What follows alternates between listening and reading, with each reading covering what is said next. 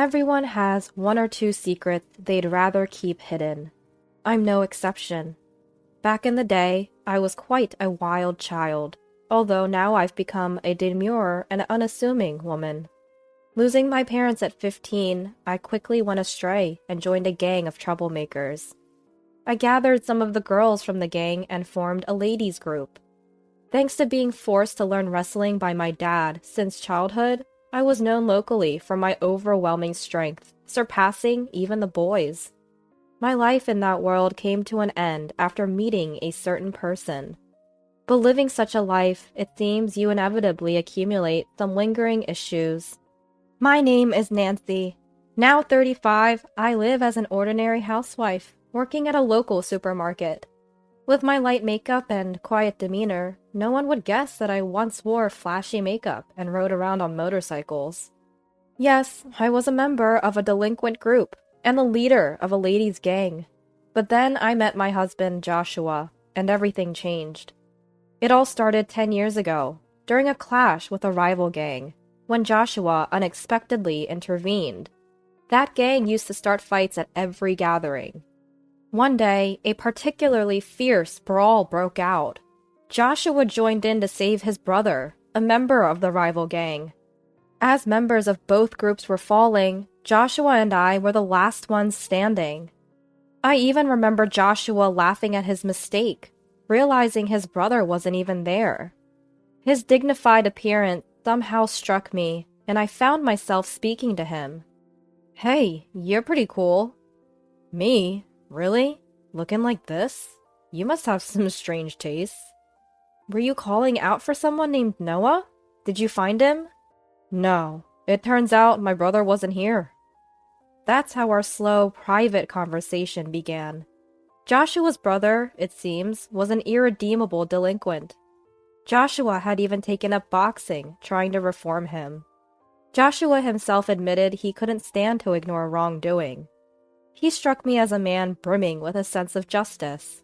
Through our conversation, we grew close. Over time, we met more often, and it became clear that we had feelings for each other. But back then, Joshua despised delinquents. Despite our mutual attraction, my involvement in the delinquent world prevented our relationship from progressing. Finally, Joshua said that if I left the gang for good, he'd want to be with me. Tired of the senseless fights, I took the opportunity to leave the group. We started dating and got married 5 years later. The group I was part of got disbanded by a rival faction 2 years after I left. After marrying Joshua, I completely transformed into a calm and graceful woman. But recently, our peaceful life was threatened by a certain neighbor, Joshua's sister, Sonia, and her husband. One day, as I was about to see Joshua off to work, the doorbell rang. Who could that be? "I'll check." The next moment, Joshua looked surprised. Sonia? He mentioned his sister, whom I knew. I had met her once at a family dinner. "Hey Joshua, we've moved next door, starting today. Please take care of us." "Hello, I'm Tony, Sonia's husband. Well, looking forward to your cooperation." "You are?" The two of them started off with a disrespectful attitude. But since one was Joshua's sister, I couldn't be too confrontational. We get along well with the in-laws, so I didn't want to cause unnecessary trouble. And it turns out Tony was the person who lured Joshua's brother, Noah, into the delinquent world. They both went to the same high school and were a year junior to Joshua. Joshua turned 34 this year, so they must be 33. Sonia, 3 years younger than Joshua, should be 31. "Joshua, too bad about your brother, huh?" "Tony, I don't care about Noah anymore." "Even you?" Joshua was visibly angry. His brother had passed away due to a fight. Joshua's brother and sister apparently never got along well. Sonia felt neglected in favor of her brother and developed a rivalry, which eventually extended to Joshua as well. Joshua once mentioned how difficult it was to deal with his sister, preferring to dote only on his brother. And like me, Sonia was also a former member of a delinquent group. Unlike her voluntary involvement, Noah was forcibly recruited by Tony. Seeing his siblings' transformation, Joshua probably grew even stronger in his sense of justice. As the three glared at each other, I spoke up from behind Joshua. "Joshua, you need to leave for work soon." "Ah, right." "Running away, Joshua? Remember, I haven't forgotten that you laid hands on me." "That was because you attacked Noah." "All right, both of you, enough. We're done here." With Sonia's words, Joshua left for work, still unresolved. And at the same time, the bell tolling the start of Sonia and her husband's harassment began. An hour after Joshua left for work, the doorbell rang. But when I checked, no one was there. An hour later, there was a loud noise at the entrance, as if something was violently placed there. When I looked, there was a heap of cardboard boxes dumped in front of the door. What's this about? No one was around, so I decided to ignore it and went back inside. Then I heard a small popping sound from the balcony. I hurried over and found 3 broken eggs scattered. We live in an apartment, on the corner, next to the room Sonia just moved into. This means the harassment likely came from Sonia's room, as there are no neighbors on one side and it's too high for someone from below. Angry, I confronted my next-door neighbors. "Hey, is that you? What do you want showing up like this?" Sonia greeted me with an irritable demeanor. "Is this your idea of a prank? Throwing eggs on our balcony?" It had to be Sonia or her husband. The angle only made sense from Sonia's balcony. But Sonia glared at me, replying, "What? Don't be absurd, lady." "Lady? You got proof we did it? Make false accusations and I'll call the cops." Despite being a former gang member, her reliance on the police in such a situation seemed second-rate to me. "I have no proof, but the way the eggs are scattered, they could only come from your balcony." I tried to remain calm, but Sonia kept glaring and arguing back. "Proof? That's weak. Hey, Tony, the lady next door is complaining." Hearing this, Tony joined in. Hey, just because you're Joshua's wife doesn't mean you'll get any special treatment." If Sonia was second-rate, Tony's words were no better. He might think he's intimidating, but to me, it's not frightening at all. I could feel my old self stirring, but I didn't want to revert to my past. So I played the role of a meek, unassuming woman and said quietly, "Please, don't raise your voice." Inwardly, I wanted to deliver a roundhouse kick right then and there, to snap that foolish neck. But having reformed after meeting Joshua, I didn't want to throw away all my efforts for something like this. Seeing my reaction, they both burst into laughter in front of me. "Aha! So, you're Joshua's wife? I thought you'd be something special, but you're just a dull woman. Weak." Tony was giving you too much credit. At the family dinner, you seemed like a real introvert. A kick alone won't suffice. I might need to dislocate a joint or two. Trying to control my rising anger, I was told, "Go on, leave." And the door was closed on me. I stood there, staring at the closed door. I pondered telling Joshua, but knew that even if he spoke to Sonia, they'd just feign ignorance. It would only result in more harassment and frustration for me. So I decided against it. The next day, and the day following, the harassment from Sonia and her husband continued. It always began after Joshua left for work. "Who dumped this garbage at our doorstep? It must be those two." As I was about to leave for work at the supermarket, the door got stuck halfway, blocked by a bag of garbage. I reluctantly took it to the disposal area and then headed to work.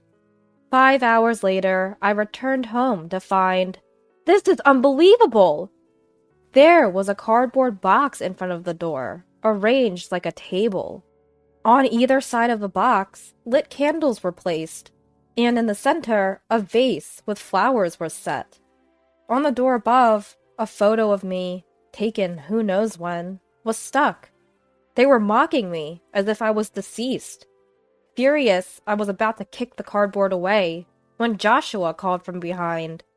"Nancy?" Startled, I turned around to find Joshua, who had come home from work. "You're an hour early." "I got off work early today. What's all this?" Joshua was also surprised at the sight in front of the door. We quickly cleaned up the cardboard and candles from the shared hallway and went inside. There, I told Joshua everything that had happened. "So it's likely Sonia and her husband? But we don't have any proof, so even if we confront them, they'll just deny it." After a moment of thought, Joshua had an idea. "Let's buy cameras, one for the balcony and one for the entrance, especially hidden well at the entrance." I agreed with Joshua's suggestion.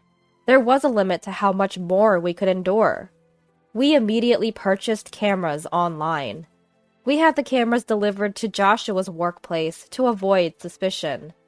For now, we'll just have to endure until the cameras arrive.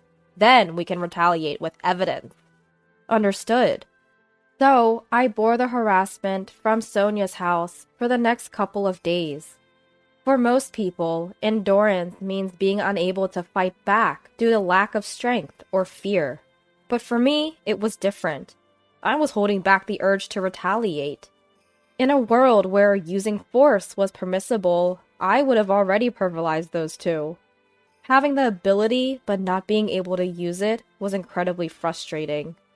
3 days later, Joshua came home with the cameras. "Any trouble since?"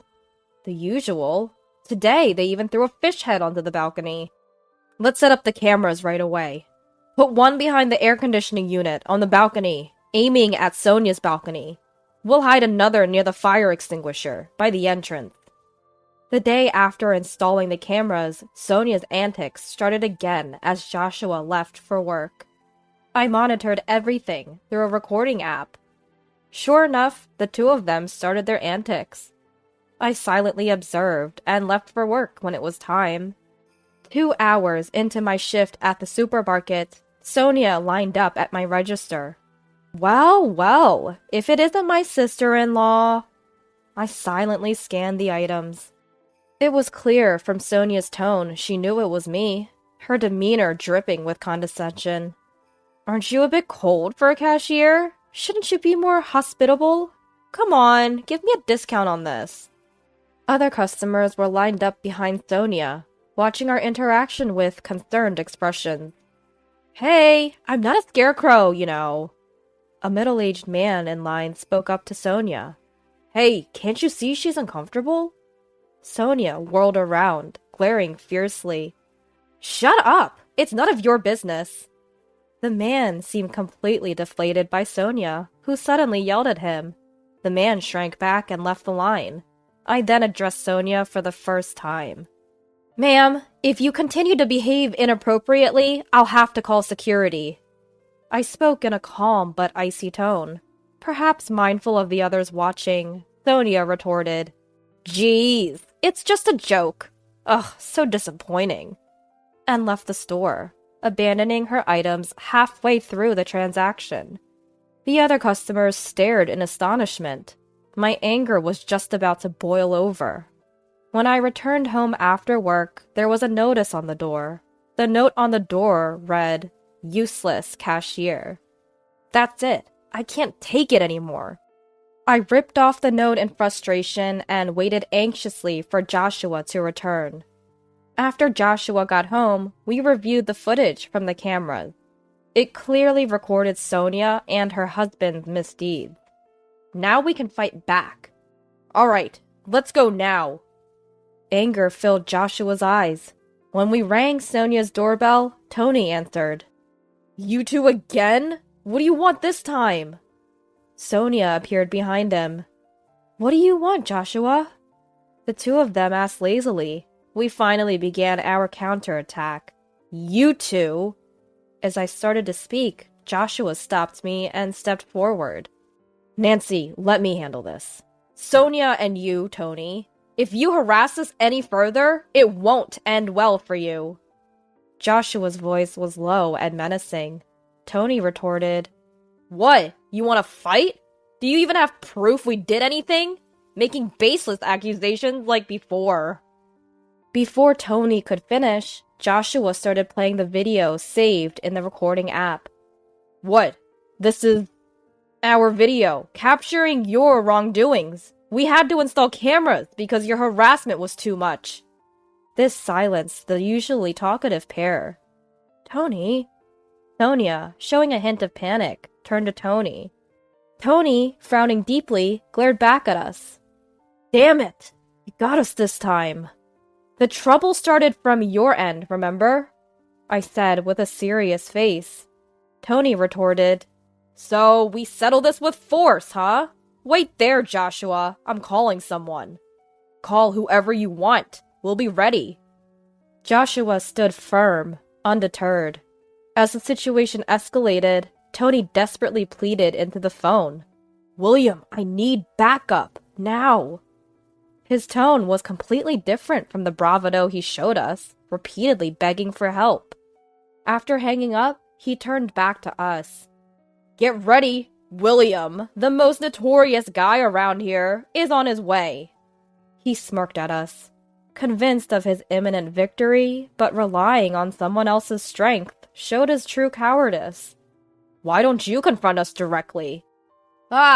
Keep talking. I know your strength well. I called a special guest this time to ensure you both feel real terror. What a pitiful sight it was. No matter how much they threatened, neither Joshua nor I felt any fear.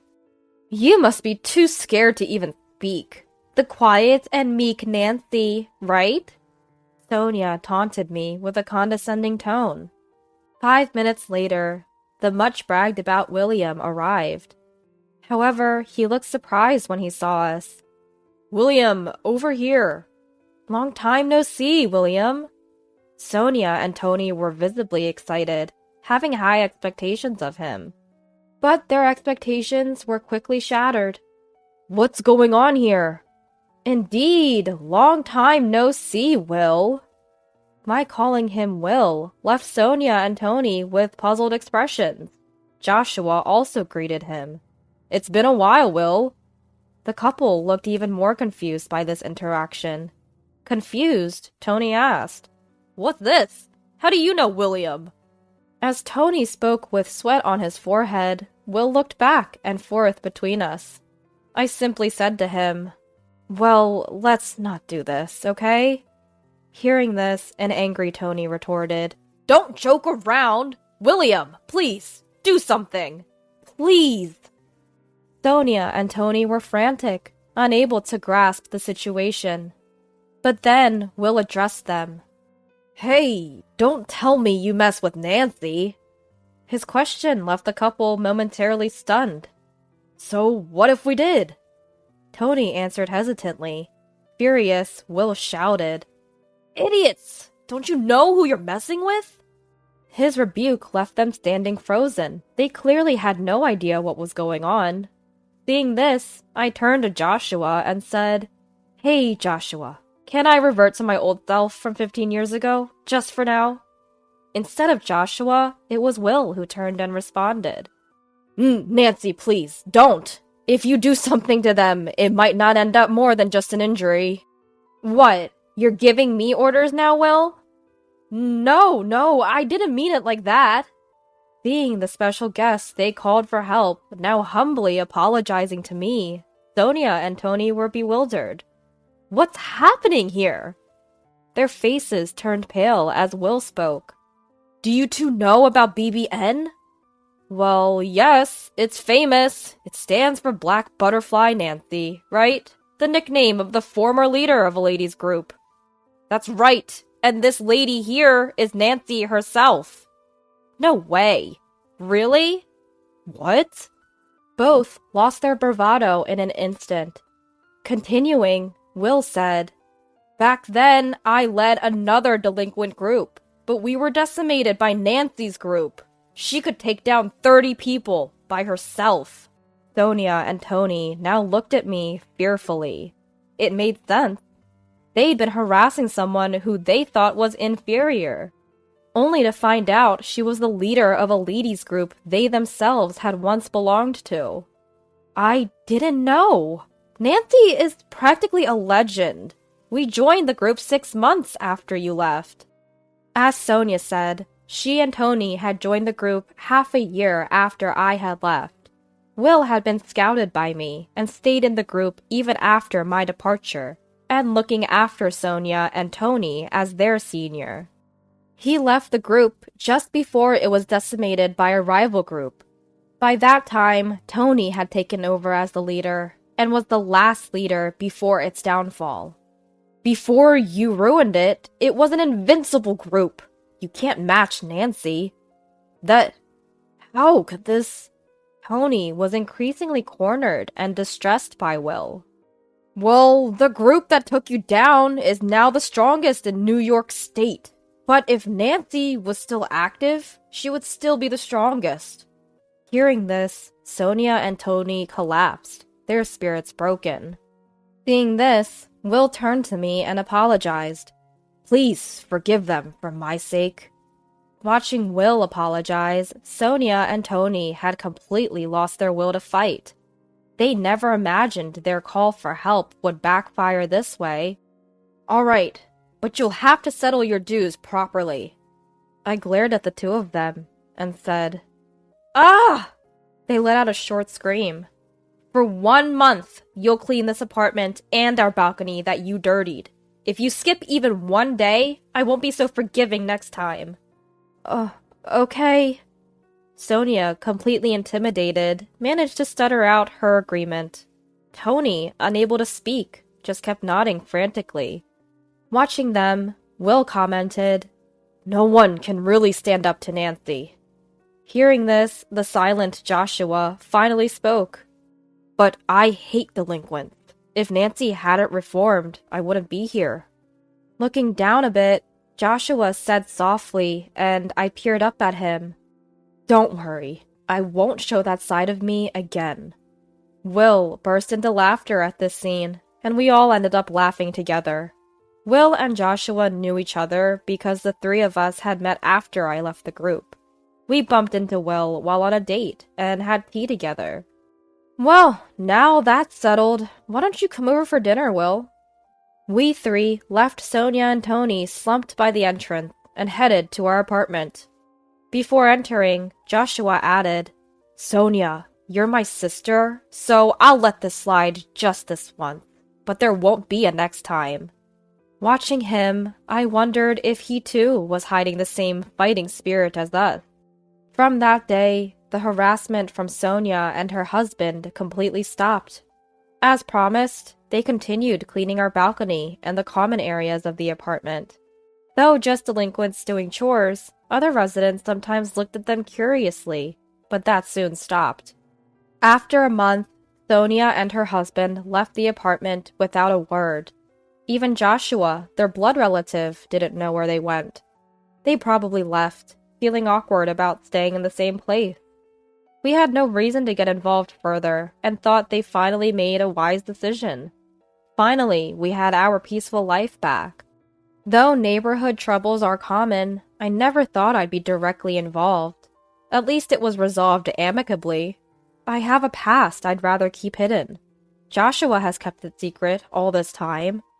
I'm not ashamed of all my past, but I have reflected on my mistakes. I just want to cherish my life with Joshua now. And I hope to live without ever showing my true nature to anyone again. That's all I'm thinking about now.